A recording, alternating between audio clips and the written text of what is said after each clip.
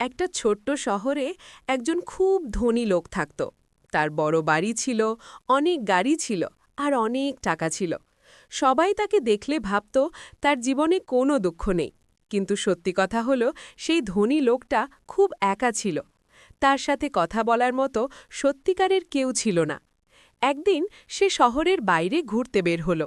রাস্তায় সে দেখল এক গরিব ছেলে তার মায়ের সাথে হাসতে হাসতে হাঁটছে। তাদের গায়ে ভালো কাপড় ছিল না, কিন্তু তাদের মুখে ছিল আনন্দ। ধনী লোকটা অবাক হয়ে গেল। সে মনে মনে ভাবল, এদের কাছে তো টাকা নেই, তবুও এরা এত খুশি কেন? সে গরিব ছেলেটার কাছে গিয়ে জিজ্ঞেস করল, তোমরা এত খুশি কেন? ছেলেটা হাসতে হাসতে বলল, আমাদের কাছে টাকা কম, কিন্তু আমরা একে অপরকে খুব ভালোবাসি। এই কথা শুনে ধনী লোকটা চুপ হয়ে গেল। সে বুঝতে পারল, জীবনে শুধু টাকা থাকলেই সুখ পাওয়া যায় না। সত্যিকারের সুখ আসে ভালোবাসা আর পরিবারের কাছ থেকে। সেই দিন থেকে ধনী লোকটা তার জীবন বদলানোর সিদ্ধান্ত নিল।